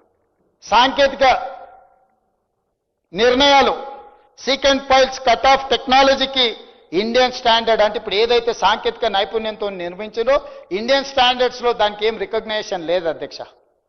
టెక్నాలజీని మార్చింది హరీష్ రావు గారు. అంటే ఒక విధంగా నిర్మించాల్సిన సాంకేతిక నైపుణ్యాన్ని ఇంకొక విధంగా మార్చడం ద్వారా ఈ రోజు అది కుప్పగూలడానికి కారణమైంది అధ్యక్ష. అదేవిధంగా అధ్యక్ష, మనం ఇల్లు కట్టుకుంటే బునాది తీసుకుంటాం, భూమి గట్టిగా తలిగే వరకు కిందికి పోతాం. ఒకవేళ భూమి గట్టిగా తలగకపోతే కొన్ని జాగ్రత్తలు తీసుకుంటాం. ఆనాడు సర్ ఆర్థర్ కాటన్ ధవళేశ్వరం మీద కట్టిన బ్యారేజు అక్కడి నుంచి పైకి వారు స్టడీ చేసుకుంటూ వచ్చి ఇచ్చంపల్లి దగ్గర మళ్ళీ ప్రాజెక్టు కట్టాలి, ఎక్కడ కూడా భూమి సరైన విధంగా లేదు, భూమిలో లోపాలు ఉన్నాయి, ఇక్కడ ప్రాజెక్టులు కట్టొద్దని సర్ ఆర్థర్ కాటన్ ఆనాడు మనకు క్లియర్గా దీని మీద నివేదిక ఇచ్చిండు అధ్యక్ష. అప్పుడు కట్టాలనుకున్నాడు. ఆయన వచ్చిన వాళ్ళు చాలా మంది చచ్చిపోవడం వల్ల ఆయన ఈ తెలంగాణ ప్రాంతంలో ప్రాజెక్టులను కట్టడానికి ఆనాడు వీలు లేకపోయింది అధ్యక్ష. ఈరోజు నేను ఒక మాట చెప్పదలుచుకున్నా అధ్యక్ష. సర్ ఆర్థర్ కాటన్ మనందరికీ తెలుసు. వారు ఎవరు? బ్రిటిష్ అధికారి. ఈ దేశాన్ని దోసుకోవడానికి పాలించడానికి వచ్చిన ఈస్ట్ ఇండియా కంపెనీకి సంబంధించిన ప్రతినిధులు బ్రిటిషర్స్ వ్యాపారం ముసుగులో వచ్చి దేశాన్ని ఆక్రమించుకొని ఈ దేశాన్ని దోసుకొని ఈ దేశాన్ని పరిపాలించిన వాళ్ళు. సర్ ఆర్థర్ కాటన్ బ్రిటిష్ హయాంలో అధికారి. ఈ ప్రాంత రైతుల కష్టాలను చూసి ఆయనే స్వయంగా గుర్రంపై రాజమండ్రి సమీపంలో అటవీ ప్రాంతంలో పర్యటించి 1847లో ధవళేశ్వరం బ్యారేజ్ నిర్మించింది అధ్యక్ష. గోదావరి నదికి అడ్డంగా ఆనకట్ట కట్టి నీళ్లను డెల్టా ప్రాంతానికి మళ్లించి వేలాది ఎకరాలకు సాగునీటిని అందించారు అధ్యక్ష. తెలుగు ప్రజలు కాటన్ దొరను, సర్ ఆర్థర్ కాటన్ దొర అని ఒక గొప్ప బిరుదివ్వడమే కాదు, దేవుడిలాగా విగ్రహాలు పెట్టి పూజించి దేవుడిలాగా కొలిసిన సంస్కృతి మనకుంది అధ్యక్ష. తాగడానికి సాగునీటికి నీరును అందించిన బ్రిటిష్ ప్రతినిధి అయిన సర్ ఆర్థర్ కాటన్ని దొర అని పిలవడమే కాకుండా దేవుడిలా విగ్రహాలు పెట్టి పూజిస్తున్నాం. ఈరోజు ట్యాంక్ బండ్ మీద కూడా సర్ ఆర్థర్ కాటన్ విగ్రహం ఉన్నది అధ్యక్ష. అంటే ఒక మేలు చేస్తే ఎన్ని తరాలైన మరవని జాతి మనది. మన కోసం, మన సాగునీటి కోసం మనకు సహకరించిన వాళ్ళను దేవుడిలా పూజించే సంస్కృతి ఉన్న మనం సర్ ఆర్థర్ కాటన్ని ఈ రోజుకు మనం కొలుస్తున్నాం అధ్యక్ష. మరి దోసుకోవడానికి వచ్చిన బ్రిటిషర్స్నే వారి ప్రతినిధిని మనకు నీళ్లు అందించినందుకు దొరగా దేవుడిగా భావిస్తే, దొరగా పుట్టినాని గొప్పగా చెప్పుకునే చంద్రశేఖరరావు గారు ఆ దొరలో ఒకంతైనా ఈ ప్రజలకు సేవ అందించాలని ఆలోచన చేసినట్టే ఇంత దుర్మార్గమైన కార్యక్రమానికి పాల్పడుతుండేనా? ఆనాడు ప్రజలకు సేవలు అందించిన సర్ ఆర్థర్ కాటన్ దొర అయితే, ఈనాడు పుట్టుకతోనే దొర అని చెప్పుకున్న చంద్రశేఖరరావు గారు దోపిడీ దొంగగా మారి తెలంగాణ సొత్తును 1,00,000 కోట్లను కొల్లగొడితే, ఇది ప్రజాస్వామిక దేశం కాబట్టి నడిబజార్లో ఉరిదీయలేదు, రాళ్లతోని కొట్టి చంపలేదు. ఈ సమాజం విచారణ చేసి సహేతుకమైన అవకాశం కల్పించి ఈరోజు ఈ సభలో ఆ నివేదిక పెట్టి మీరు కూడా మీ అభిప్రాయం చెప్పండి. మీ అందరి అభిప్రాయాలు విన్న తర్వాత మా ప్రభుత్వం నిర్ణయం తీసుకుంటుందని మేమంటే, అది కూడా మా బలహీనతగా చర్చ చేస్తే ఎట్లా అధ్యక్ష? ఇన్ని వాస్తవాలు ఈ విధంగా ఉండి, ఈ వాస్తవాల్లో ఇన్ని ఉన్నా ఒక పద్ధతి ప్రకారం ఈరోజు ఈ ప్రభుత్వాన్ని నడుపుతున్న మేము బాధ్యతాయుతంగా వ్యవహరించాలి. రేపు భవిష్యత్ తరాలు మమ్మల్ని తప్పు పట్టొద్దు.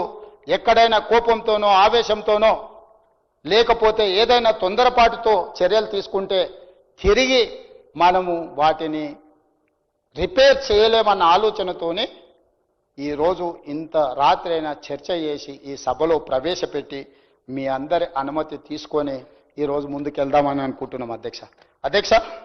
అదేవిధంగా ప్రాణహిత చేవెళ్ల ప్రాజెక్ట్ ఆనాడు కేంద్ర ప్రభుత్వం ప్రాజెక్టును మార్చడం వల్ల అంచనాలు పెరగడమే కాదు, పెంచిన అంచనాలతో కట్టిన మేడిగడ్డ అన్నారం సుందిల కూలడమే కాదు, చంద్రశేఖరరావు గారు చేసిన ద్రోహం అంతా ఇంత కాదు. ఆనాడు గవర్నమెంట్ ఆఫ్ ఇండియా స్పష్టంగా modified guidelines for the accelerated irrigation benefits programme AIBP effective from October 2013. Eligibility criteria for inclusion of projects under the scheme. AIBP project కింద ఏదైనా ప్రాజెక్టులు కేంద్ర ప్రభుత్వం గుర్తిస్తే ఆ ప్రాజెక్టు 75% కేంద్ర ప్రభుత్వం నిధులు ఇస్తుంది, రాష్ట్ర ప్రభుత్వం 25% నిధులు ఖర్చు పెడితే సరిపోతుంది అధ్యక్ష. ఇందులో 2.1.2 sub class C 4th page for new projects in special areas of non-special category states, the central assistance under AIBP will be 75% of the cost of the project work component for eligible irrigation projects. చెప్పడమే కాకుండా list include చేసింది అధ్యక్ష ఏ ప్రాజెక్టులో ఈరోజు ఈ AIBP ప్రాజెక్టుల కింద వస్తాయని. మహారాష్ట్ర, కర్ణాటక, ఆంధ్రప్రదేశ్ 2013లో ఆంధ్రప్రదేశ్లో మొత్తం 25 ప్రాజెక్టులను తీసుకున్నారు అధ్యక్ష ఉమ్మడి రాష్ట్రంలో. ఆ ప్రాజెక్టుల పేర్లు కూడా నేను చదవదలుచుకున్నా అధ్యక్ష. Flood flow canal from Sriram Sagar project, Gundlakamma reservoir, Sriram Sagar stage 2, Palem వాగు, రల్లి వాగు, మత్తడి వాగు, గొల్ల వాగు, పెద్ద వాగు, Rajiv lift irrigation Bhima project, Veligallu Alisagar lift irrigation, Gupta lift irrigation, J Chokkarao Godavari lift irrigation, Neelwai project, Kinnerasani project, Dummugudem Nagarjuna Sagar tail pond project, Sripada Sagar lift irrigation project, Rajiv Sagar lift irrigation project Dummugudem, Pranahita Chevella project serial number 19 AIBP ప్రాజెక్టుల కేంద్ర ప్రభుత్వం 2013లోనే ఆమోదించింది అధ్యక్ష. 38,000 కోట్ల ప్రాజెక్టుల్లో మనం అప్పటికే 11,600 కోట్ల రూపాయలు ఖర్చు పెట్టిన తర్వాత దాదాపుగా 75% అంటే 40,000 కోట్ల రూపాయలు ఈ ప్రాజెక్టు ఒకవేళ అంచనా అనుకుంటే 75% అంటే 30,000 కోట్ల రూపాయలు కేంద్ర ప్రభుత్వం ఉచితంగా మనకు నిధులు ఇచ్చి పూర్తి చేయాల్సిన ప్రాజెక్టును ఈనాడు కల్వకుంట్ల చంద్రశేఖరరావు గారు పేరు మార్చి, ఊరు మార్చి, అంచనాలు మార్చి 1,50,000 కోట్ల రూపాయల అప్పు మన నెత్తి మీద పెట్టి కేంద్ర ప్రభుత్వం నిర్మించాల్సిన ప్రాణహిత చేవెళ్ల ప్రాజెక్టు ఉసురు తీసి ఉరేసింది చంద్రశేఖరరావు గారు కాదా? వారిని ఈరోజు ప్రశ్నించాల్సిన అవసరం, శిక్షించాల్సిన అవసరం ఈ సభకు లేదా అని నేను మిమ్మల్ని అడుగుతున్నా అధ్యక్ష. ఇది వ్యక్తిగతంగా ఎవరి మీద ద్వేషంతోనే మాట్లాడట్లేదు అధ్యక్ష. బాధ్యతాయుతమైన ముఖ్యమంత్రిగా 10 సంవత్సరాలు ఈ రాష్ట్రానికి ముఖ్యమంత్రిగా పనిచేసిన చంద్రశేఖరరావు గారి యొక్క లోపు భూయిష్టమైన నిర్ణయాల వల్ల ఆర్థిక భారమే కాదు, అన్యాయంగా ప్రజల్ని వంచినందుకు వారిని సాగునీటి పారుదల శాఖ మంత్రి హరీష్ రావు గారిని శిక్షించాల్సిన అవసరం లేదా అధ్యక్ష?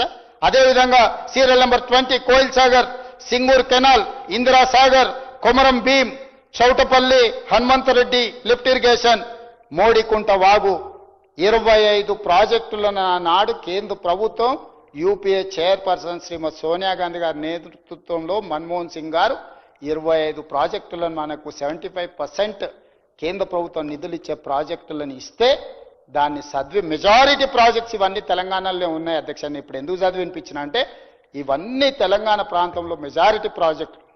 తెలంగాణ ప్రాజెక్టులకు 75% నిధులు ఇస్తామని కేంద్ర ప్రభుత్వం అంటే అవి తీసుకోకుండా ప్రాజెక్టులు మార్చి డిపిఆర్లు సబ్మిట్ చేయకుండా తప్పుదోవ పట్టించి ఈరోజు చంద్రశేఖరరావు గారు తెలంగాణకు ఒక గుదిబండగా శాశ్వత మరణ శాసనంగా రాసిన ప్రాజెక్టే కాళేశ్వరం ప్రాజెక్టు అధ్యక్ష.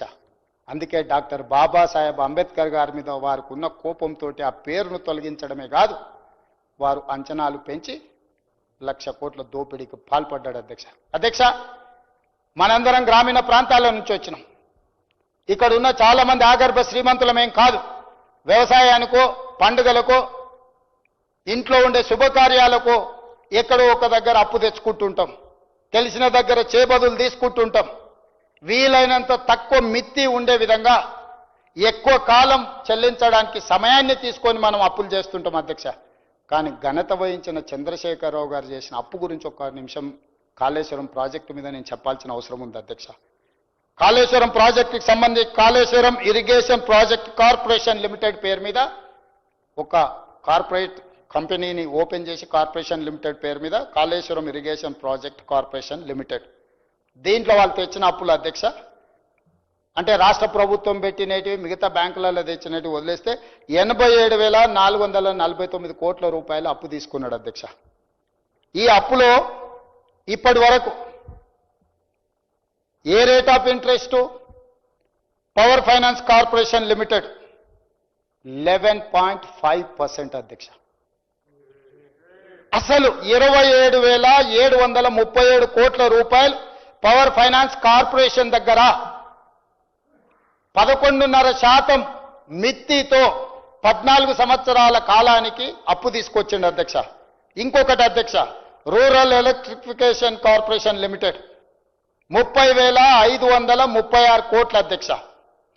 11.90% అంటే 12% రేట్ ఆఫ్ ఇంట్రెస్ట్ అప్పు తీసుకొచ్చిండు అధ్యక్ష. అట్లనే UBI consortium, NABARD, Punjab national bank, Vijaya bank ఈ విధంగా 87,449 కోట్ల రూపాయల అప్పు తీసుకొచ్చి ఈ మేడిగడ్డ అన్నారం సుందిల్ల కట్టిండు అధ్యక్ష. ఈయన అప్పుల వల్ల వచ్చిన భారం ఇప్పటి వరకు ఎంత చెల్లించినో తెలుసా అధ్యక్ష? ఈరోజు ఇప్పటి వరకు మనము the total interest and principal amount paid 19,879 crores, interest paid 29,956 crores. ఈ రెండు కలిపి ప్రిన్సిపల్ అమౌంట్ అండ్ ఇంట్రెస్ట్ కలిపి 49,835 కోట్లు ఇప్పటి వరకు కాళేశ్వరం మీద మనము అప్పులకు కట్టినాం అధ్యక్ష. కాళేశ్వరం నుంచి వచ్చిన ఆదాయం సంగతి దేవుడు ఎరుగు. ఇప్పటి వరకు దాదాపుగా ఈ కాళేశ్వరం ప్రాజెక్టుకి 50,000 కోట్ల రూపాయలు ప్రజలు కట్టిన పన్నును బ్యాంకులకు చెల్లించడం జరిగింది అధ్యక్ష. ఇంకా ఈరోజు 60,769 కోట్ల రూపాయలు ఇప్పుడు మన మీద భారం ఉంది అధ్యక్ష. ఇప్పటి వరకు కట్టిన ప్రాజెక్టుకు 1,00,000 కోట్ల పైగా చెల్లించినాం. ఇప్పుడు ఈ ప్రాజెక్టును ఇంకొక కొలిక్కి పట్టుకురావాలంటే ఇంకొక 47,000 కోట్ల అవసరం ఉంది. అక్కడ ప్రాజెక్టులు పనులు ప్రారంభించి పూర్తి చేయకపోవడం వల్ల ఇప్పుడు వదిలేయలేము. దాన్ని పూర్తి చేయాలంటే అడ్డగోలుగా అప్పు తీసుకురావాలి. మీరు అడగొచ్చు అధ్యక్ష, ప్రతిపక్షం అడగొచ్చు. मेरा दोस्त अकबर साहब भी, अरे भाई आप मुख्यमंत्री बन गए, आपको पूरा जिम्मेदारी दी, आप क्या किया आप पूछ सकते हैं. आपको हक है पूछने के लिए। अकबर साहब, मैं बोलना चाहता हूं मैं क्या किया। मैं बार बार दिल्ली जा रहे गिन रहे, हर बार मैं जब भी दिल्ली गया तो गिन रहे। केटीआर ने दीवार पे एक चारकोल लेके दीवार में लिख रहा 1 2 3 4 5 50 55 हो गए। मैं दिल्ली देखने के लिए नहीं जा रहा हूं, मैं सर्कस देखने के लिए नहीं जा रहा हूं।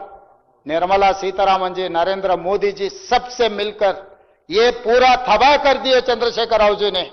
इसीलिए मैं रिक्वेस्ट किया तो मैं केंद्र सरकार से ये सैंक्शन लिए 26,000 करोड़ के लिए डेट रिस्ट्रक्चर करवा दिए।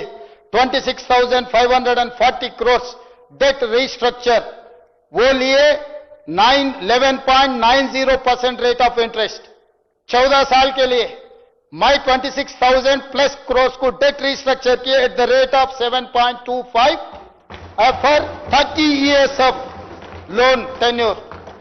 हर साल 26,000 ఈ 26,000 అధ్యక్ష నేను ఢిల్లీ పోయినప్పుడల్లా ఇక ఆయన తెలివితేటలు ఏందో ఆయన చదువు అమెరికాలో చదివిన అనుకుంటాడు కానీ మరి అది ఏం చదువో నాకైతే అర్థం కాలే. ముఖ్యమంత్రిగా ఢిల్లీ పోయినప్పుడల్లా లెక్కలు కట్టి ఢిల్లీకి పోతూ మోడీని కలుస్తూ ఆయన బడాబాయి ఈయన చోటబాయి అంటాడు. ఈ దేశంలో ప్రధానమంత్రి ప్రతి ముఖ్యమంత్రికి బడాబాయినే. రాష్ట్ర ముఖ్యమంత్రుల సమూహానికి ప్రధానమంత్రి ఆయన. Is an a big brother. He can do something for our Telangana state. Politically we have our own platforms. మా జెండాలు వేరు. కానీ ప్రభుత్వాన్ని నడిపేటప్పుడు, పరిపాలన చేసేటప్పుడు, ప్రజలకు ఉపయోగపడేటప్పుడు విపక్షానికి సంబంధించిన ప్రధానమంత్రిని కలిసి తెలంగాణ రాష్ట్రానికి కావాల్సిన అనుమతులు కానీ నిధులు కానీ తెచ్చుకునే బాధ్యత ప్రజలు నాకు ఇచ్చిండ్రు అధ్యక్ష. నాకు బేసిజాలు ఎందుకు అధ్యక్ష? ప్రధానమంత్రి నరేంద్ర మోడీ గారిని, నిర్మలా సీతారామన్ గారిని కలవడానికి, లేకపోతే ఇతర మంత్రులను కలవడానికి ఇతర దేశాలకు వెళ్తున్నాం అధ్యక్ష. మా రాష్ట్రానికి వచ్చి పెట్టుబడులు పెట్టమని. ఈ రాష్ట్రంలో ఉన్న చిన్న వాళ్ళని కలుస్తున్నాం అధ్యక్ష. మీరు పెట్టుబడులు పెట్టండి, మేము ప్రోత్సహిస్తామని. బ్యాంకుల దగ్గరికి వెళ్తున్నాం అధ్యక్ష. అయ్యా మాకు అప్పులు ఇవ్వండి, తక్కువ మిత్తికి ఇవ్వండి, మేము కష్టపడి ప్రాజెక్టులు కట్టి లాభాలు తెచ్చి మీకు చెల్లిస్తామని చేస్తున్నాం. ఒక భారత ప్రధానమంత్రిని కలిస్తే వచ్చిన తప్పేంది అధ్యక్ష? నేను కలవడం వల్ల 26,540 కోట్ల రూపాయలని డెట్ రీస్ట్రక్చర్ చేపించిన 11.90 రేట్ ఇంట్రెస్ట్ కు చంద్రశేఖరరావు తెస్తే 7.25% తగ్గించి 14 సంవత్సరాలతో కట్టాల్సిన అప్పును 30 సంవత్సరాలకు పొడిగించి ఇవాళ నేను ఈ డెట్ రీస్ట్రక్చర్ 26,000 కోట్లు చేస్తేనే సంవత్సరానికి నాకు 4,000 కోట్ల రూపాయలు ఆదా అవుతున్నాయి అధ్యక్ష. 4,000 కోట్ల రూపాయలు ప్రతి సంవత్సరం నాకు మిగులుతుంది. 30 సంవత్సరాలు మిగిలితే 1,20,000 కోట్ల రూపాయలు మిగులుతాయి అధ్యక్ష నాకు మిత్తి అసలు రూపంలో. ఇవాళ నేను కేంద్ర ప్రభుత్వాన్ని 2 లక్షల కోట్ల రూపాయలకు ఓన్లీ కాళేశ్వరం మీదనే 87,000 కోట్ల రూపాయలు తీసుకొచ్చిండు అధ్యక్ష. ఈ కాళేశ్వరం డెట్ రీస్ట్రక్చర్ చేసుకుంటే కూడా దాదాపుగా నాకు సంవత్సరానికి 13,000 కోట్ల రూపాయలు మిగులుతాయి అధ్యక్ష. అంటే ప్రతి నెల 1,000 కోట్ల పైన మిగులితే హాస్టళ్లలో చదువుకునే పిల్లలకు మంచి భోజనం ఇవ్వచ్చు, మంచి చదువు చెప్పించవచ్చు, వాళ్ళకు బాత్రూములు లేవని, లేకపోతే ఫ్యాన్లు లేవని, పడుకోవడానికి దుప్పట్లు లేవని, కప్పుకోవడానికి దుప్పట్లు లేవని, తినడానికి ప్లేట్లు లేవని రోజు మనం చూస్తున్నాం కదా అధ్యక్ష. ప్రతి నెల 1,000 కోట్ల రూపాయలు ఇక్కడ నువ్వు చేసిన దుర్మార్గం దురాగతం వల్ల అత్యధికంగా చెల్లిస్తున్న వాటిని తగ్గించుకుంటే ప్రతి నెల 1,000 కోట్ల రూపాయలు నేను సేవింగ్ చేయగలిగితే ఈ 1,000 కోట్ల రూపాయలు మా ఎస్సీ ఎస్టీ బీసీ మైనారిటీ పిల్లలకు రెసిడెన్షియల్ స్కూళ్ళ quality food, quality education, quality life ఇస్తే ఈ తెలంగాణ సమాజంలో ఉన్న 90% ఎస్సీ ఎస్టీ బీసీ మైనారిటీలకు నేను సేవలు అందించినోడిని, వాళ్ళ కుటుంబ సభ్యుడిగా నాకు గౌరవం దక్కుతుందా లేదా అధ్యక్ష? ఇవాళ నేను ఆ ప్రయత్నం చేస్తున్నా అధ్యక్ష. అందుకే ఈరోజు బాధ్యత రహితంగా వ్యవహరించిన చంద్రశేఖరరావు గారిని, అదేవిధంగా హరీష్ రావు గారిని, ఈటెల రాజేందర్ని వీళ్ళు దుర్మార్గాలు చేస్తుంటే పక్కన కూర్చొని చూసుకుంటున్నామని మా మహాభారతంలో చూసినాం కదా అధ్యక్ష. ధృతరాష్ట్రుడు కళ్ళకు గంతలు కట్టుకొని కొడుకులు చేసే దుర్మార్గాలను, కుటుంబం చేసే దుర్మార్గాలను నియంత్రించకపోవడం వల్ల కౌరవ సామ్రాజ్యం మొత్తం సర్వనాశనం అయిపోయింది కదా అధ్యక్ష. ఈరోజు చంద్రశేఖరరావు గారు, హరీష్ రావు గారు చేస్తున్న అరాచకాలను, దుర్మార్గాలను ఈటల రాజేందర్ గారు చూసుకుంటూ కూర్చున్నాడు. ఎక్కడ కూడా ఆపే ప్రయత్నం చేయలేదు ఆర్థిక మంత్రి కానీ ఈ నివేదికలు రాశారు అధ్యక్ష.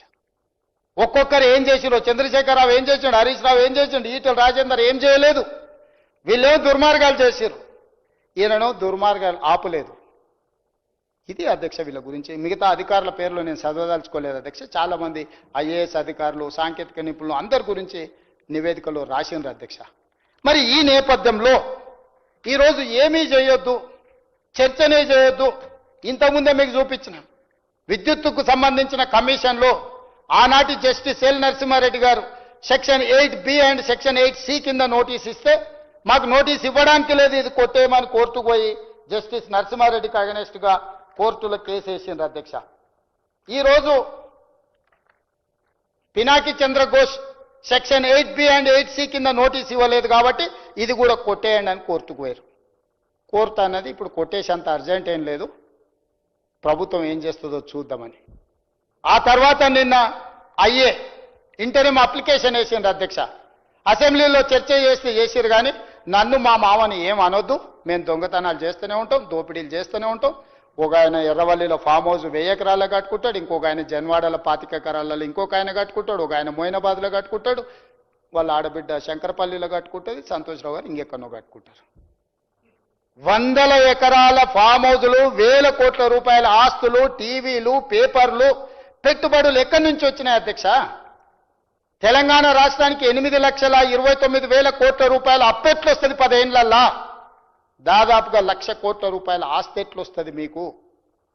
ఆ టెక్నిక్ ఏందో తెలంగాణలో 18 ఏళ్ళు పైబడి 35 ఏళ్ళ లోపల ఉన్న వాళ్ళు 65% జనాభా ఉన్నారు. గా యువకులకు కూడా గా విద్య నేర్పిస్తే తెలంగాణ రాష్ట్రం నిమిషాల మీద $1 ట్రిలియన్ ఎకానమీకి రాదా అధ్యక్ష? మీ పిల్లలకే ఎందుకు ఆ నైపుణ్యం ఉంది? మీ పిల్లలే ఎందుకు ఇంత వేగంగా 1000 కోట్ల రూపాయలు సంపాదించిండ్రు? 100 ఎకరాల ఫామ్ హౌస్లు ఎక్కడి నుంచి వచ్చినాయి? భవనాలు ఎక్కడి నుంచి వచ్చినాయి? బంజారా హిల్స్లో ఆస్తులు ఎక్కడి నుంచి వచ్చినాయి? ఈరోజు ఈ కమిషన్ రిపోర్ట్ మీద ఎంక్వైరీ జరిగితే, ఇంతకుముందు పాల్వే హరీష్ బాబు గారు అడిగారు, మురళీధరరావు గారు ఆస్తి లేకపోతే సిఈ గారు ఆస్తి, ఈ గారు ఆస్తి 100 కోట్లు ఉంది, సిఈ గారు ఆస్తి 100 కోట్లు ఉంటే సీఎం గారు ఆస్తి ఎంత ఉందని వారు అడిగారు. ఆ ఎంతుంది తేల్చనికనే ఈరోజు విచారణ చేద్దామంటున్నాం అధ్యక్ష. కొలసనిక మా దగ్గర టేపు లేదు, తూకం వేయడానికి మా దగ్గర తూకాలు లేవు అధ్యక్ష. ఇవన్నీ తూకం వేయాలంటే అంత ఎక్స్పర్టిజం కూడా ఉండాలి అధ్యక్ష.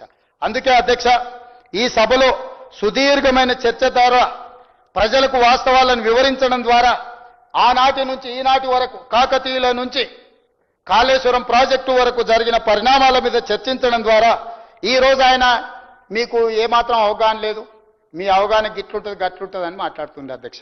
నేను ఒక మాట సింపుల్గా చెప్పదలుచుకున్నా అధ్యక్ష. బ్యారేజీలు వేరు, డ్యామ్లు వేరు. బ్యారేజ్ అనేది నీటిని మళ్లింపు చేయడానికి కానీ నీళ్లను ఎత్తిపోసుకోవడానికి కానీ కట్టేది బ్యారేజ్. నీటిని నిల్వ చేయడానికి కట్టేది డ్యామ్. డ్యామ్ అంటే Srisailam dam, Nagarjuna Sagar dam, Sriram Sagar dam. Srisailam డ్యాంలో 215 టీఎంసీల నీటి నిల్వ చేయొచ్చు అధ్యక్ష. దాని సాంకేతిక నైపుణ్యం నీటి నిల్వ చేయడానికి అవసరమైన ప్రణాళికలతోని డ్యామ్ కట్టింది అధ్యక్ష. నాగార్జున సాగర్ మనుషులు కట్టింది, పాలమూరు లేబర్ కట్టింది, చెమటని రక్తంగా మార్చి రక్తాన్ని చిందించి కట్టిన ప్రాజెక్టు నాగార్జున సాగర్లో 312 టీఎంసీల నిల్వ చేయొచ్చు అధ్యక్ష. 2009-10లో మీకు తెలుసు, ఉమ్మడి రాష్ట్రంలో ఆనాడు శ్రీశైలంలో నీరు ఉధృతంగా వచ్చి ప్రాజెక్టు పైనుంచి దుంకిపోయిన నీళ్ళు, కానీ ప్రాజెక్టు 1 ఇంచు కట్టు కదలలేదు అధ్యక్ష. నాగార్జున సాగర్ కూడా చిన్న డ్యామేజ్ జరగలేదు. ఇవాళ కూడా పోచారం ప్రాజెక్టు నిజాం కట్టిన 106 సంవత్సరాల ప్రాజెక్టు కూడా నిటారుగా నిలబడ్డది అధ్యక్ష. ఇవి డ్యామ్లు. బ్యారేజ్ అనేది ఒక పరక్క బ్యారేజ్ ఏదైతుందో నీటి నిల్వ ప్లస్ నీటి మళ్లింపు కోసం కట్టారు. ఎందుకంటే అక్కడ సాయిల్ మొత్తం హార్డ్ రాక్ ఉంది, అక్కడ కుంచుకుపోవడానికి, కుదించుకుపోవడానికి, కుంగిపోవడానికి అక్కడ నైసర్గిక స్వరూపము దానికి అనుకూలంగా ఉంది కాబట్టి వాటన్నిట్లలో ఈరోజు అక్కడ నీళ్లు నిల్వ పెట్టారు అధ్యక్ష. ఇవాళ వీళ్ళు కట్టిన ఈ మేడిగడ్డ, అన్నారం, సుందిల్లా, మేడిగడ్డ కట్టిన ప్రాజెక్టుకి కన్నెపల్లి దగ్గర పంప్ హౌస్ ఉంది, సుందిళ్ళ దగ్గర కట్టిన, అన్నారం దగ్గర కట్టిన బ్యారేజ్కి ఇంకొక పంప్ హౌస్ ఉంది, సుందిళ్ళ దగ్గర కట్టిన పంప్ హౌస్కి అదే బ్యారేజ్కి ఇంకొక పంప్ హౌస్ ఉంది అధ్యక్ష. మేడిగడ్డ నుంచి ఎత్తి అన్నారంలో పోయాలి, అన్నారంలో పోసిన నీటిని అంతే వేగంగా ఎత్తుకొని సుందిలలో పోయాలి, సుందిలలో పోసిన నీళ్లను ఎత్తి శ్రీపాద ఎల్లంపల్లిలో పోయాలి.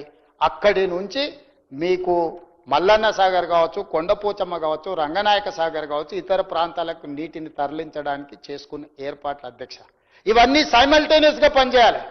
మేడిగడ్డ దగ్గర ఎత్తిపోస్తే అన్నారంలో పంపులు పనిచేయకపోతే 5 నిమిషాలలో ఎందుకు కాకుండా పోతుంది అధ్యక్ష? అన్నారంలో నుంచి ఎత్తి సుందిల్లో పోసిన నీళ్లు ఎంబడే సుందిళ్ళ దగ్గర ఉన్న పంప్ హౌజులు లిఫ్ట్ చేసి శ్రీపాద ఎల్లంపల్లిలో పోయకపోతే అది కూడా మొత్తం దెబ్బతినిపోతుంది అధ్యక్ష. 2018-19లో పూర్తి చేసిన ప్రాజెక్ట్ 5 సంవత్సరాలలో వీళ్ళు ఒక 162 టీఎంసీలను లిఫ్ట్ చేసిండ్రు అధ్యక్ష, మొత్తం 5 సంవత్సరాల కాలానికి. అందులో 10-15% ఎవాపరేషన్ పోతే నికరంగా మిగిలింది 100 టీఎంసీలు ప్లస్. ఈరోజు ఆ 100 టీఎంసీలు 5 ఏళ్లలో ఎత్తుతే కరెంటు బిల్లు 9,500 కోట్ల రూపాయల అధ్యక్ష.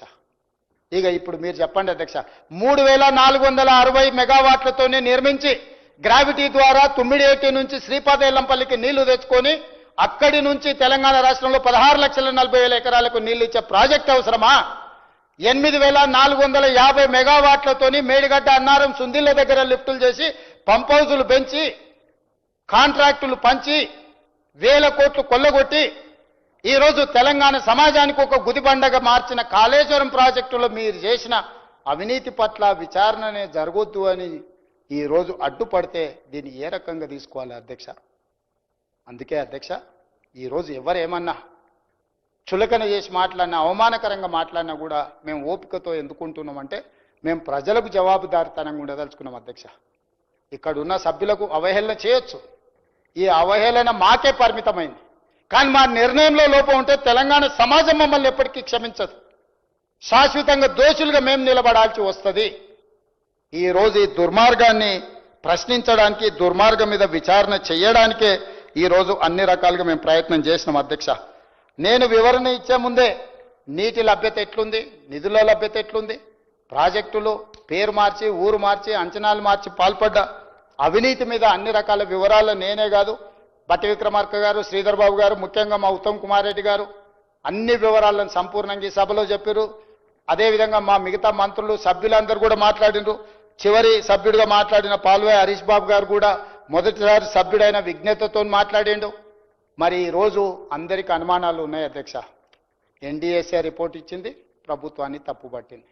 విజిలెన్స్ అండ్ ఎన్ఫోర్స్మెంట్ నివేదిక ఇచ్చింది, ఆనాటి ప్రభుత్వాన్ని తప్పుపట్టింది, పెద్దల్ని తప్పుపట్టింది. కాగ్ నివేదిక ఇచ్చింది, ఆనాటి పెద్దల్ని, ఆనాటి ప్రభుత్వాన్ని తప్పుపట్టింది. తెలంగాణ మేము ప్రభుత్వాన్ని ఏర్పాటు చేసినాక నియమించిన Pinaki Chandra Ghose commission, enquiry commission also they have submitted their report. We have tabled that report. They are finding faults with Chandrasekhar Rao, Harish Rao gar and other political executives, executive officers and engineers and agencies. ఇన్ని రకాల multiple complications ఉన్నాయి అధ్యక్ష. అందుకే రాష్ట్ర ప్రభుత్వం మా పరిధిలో ఉన్న విచారణ సంస్థ ఏది చేసినా ప్రతిరోజు ఇదే చర్చ జరుగుతుంది. కోపంతోనో, కక్షాపూరితంగానో, గతంలో మాకు వాళ్లకున్న వైరుధ్యాల వల్లనో, కక్ష సాధింపు చర్యలలో భాగంగా ఈ ప్రభుత్వం వ్యవహరిస్తుందని మా చిత్తశుద్ధిని అనుమానించే విధంగా, అపోహలు కల్పించే విధంగా వాళ్ళు మాట్లాడదలుచుకున్నారు అధ్యక్ష. అందుకే ఈరోజు శశభిషలకు తావు లేకుండా ఒక స్పష్టమైన, నిర్దిష్టమైన కార్యాచరణతోని రాష్ట్ర ప్రభుత్వం ముందుకు వెళ్ళాలనుకుంటుంది. ఇంత రాత్రి అయిన ఈ చర్చ చేసినాం అధ్యక్ష. కాళేశ్వరం ప్రాజెక్టులోని మేడిగడ్డ, అన్నారం, సుందిళ్ళ బ్యారేజీల నిర్మాణంలో జరిగిన అవకతవకలు, ప్రజాధనాన్ని దుర్వినియోగం చేయడం, అవినీతి ఆరోపణలపై విచారణ జరిపేందుకు తెలంగాణ రాష్ట్ర ప్రభుత్వం సుప్రీంకోర్టు మాజీ న్యాయమూర్తి జస్టిస్ శ్రీ పినాకి చంద్రఘోష్ను విచారణ కమిషన్ను నియమించడం జరిగింది. విచారణ కమిషన్ తన నివేదికను జూలై 31, 2025న ప్రభుత్వానికి సమర్పించింది. ఆగస్టు 4, 2025న జరిగిన మంత్రిమండలి సమావేశంలో ఈ నివేదికను ఆమోదించింది.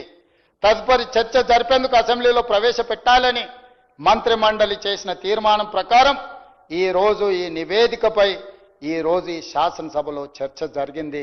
నిన్న మొదలై ఈ రోజు వరకు చర్చ చేసినాం అధ్యక్ష. నాకు తెలిసి చరిత్రలో చాలా అరుదైన సందర్భము, 1 తారీఖుతో మొదలై ఇంకొక తారీఖు వరకు చర్చ జరగడం ఒకే అంశం మీద అనేది. అందుకే రిటైర్డ్ జస్టిస్ పిసి ఘోష్ విచారణ కమిషన్ తమ నివేదికలో క్రిమినల్ చర్యలకు అర్హమైన అనేక లోపాలు అవకతవకలను గుర్తించింది. నిర్లక్ష్యం, దురుద్దేశం, ఉద్దేశపూర్వకంగా వాస్తవాలను తొక్కిపెట్టడం, ఆర్థిక అవకతవకల వంటి అంశాలను ప్రస్తావించింది. 3 బ్యారేజ్ల నిర్మాణంలో తప్పు జరిగిందని, అసలు ప్లానింగ్ లేదని కమిషన్ తేల్చి చెప్పింది. అధ్యక్ష, national dam safety authority NDSA నివేదిక ప్రకారం మేడిగడ్డ బ్యారేజ్ వైఫల్యానికి ప్లానింగ్, డిజైన్, క్వాలిటీ కంట్రోల్ లోపాలు కారణమని తేలింది. నాణ్యత, నిర్వహణ సరిగా లేకపోవడం వల్ల నిర్మాణంలో లోపాలు ఏర్పడ్డాయని ఎన్డీఎస్ఏ గుర్తించింది. ఈ అంశాలన్నింటిపై లోతుగా మరింత సమగ్రంగా దర్యాప్తు చేయాల్సిన అవసరాన్ని ఎన్డీఎస్ఏ విచారణ కమిషన్ నివేదికలు స్పష్టం చేశాయి. ఈ ప్రాజెక్టులో అంతర్రాష్ట్ర అంశాలు, కేంద్ర రాష్ట్ర ప్రభుత్వాలకు చెందిన వివిధ శాఖలు, ఏజెన్సీలు పాలు పంచుకున్నాయి. ప్రాజెక్టు డిజైన్, నిర్మాణం, ఫైనాన్సింగ్లో రాప్కోస్ వంటి కేంద్ర ప్రభుత్వ రంగ సంస్థలు, పిఎఫ్సి, ఆర్ఈసి వంటి ఆర్థిక సంస్థలు పాలు పంచుకున్నందున ఈ కేసును సెంట్రల్ బ్యూరో ఆఫ్ ఇన్వెస్టిగేషన్ కి అప్పగించడం సముచితము. అందుకే ఈ కేసు దర్యాప్తును సెంట్రల్ బ్యూరో ఆఫ్ ఇన్వెస్టిగేషన్ కు అప్పగించడానికి సభ నిర్ణయం తీసుకుంటున్నది తమ అనుమతితో. అధ్యక్ష, ఎన్నో రకాల అంశాలు, విచారణ అర్హమైన విషయాలు ఇందులో ఉండడం వల్ల సిబిఐ ఎంక్వైరీకి మా ప్రభుత్వం ఆదేశాలు జారీ చేయనైనది. ఈ సభ దీన్ని ఏకగ్రీవంగా ఆమోదించి సిబిఐ ఎంక్వైరీలో ఊరు, పేరు, అంచనాలు మార్చి దోచుకున్న వాళ్ళందరినీ శిక్షించడానికి అవసరమైన నిజాయితీతో కూడుకున్న విచారణ జరగాలని ఆశిస్తూ తమరి దగ్గర సెలవు తీసుకుంటున్నాం. అధ్యక్ష.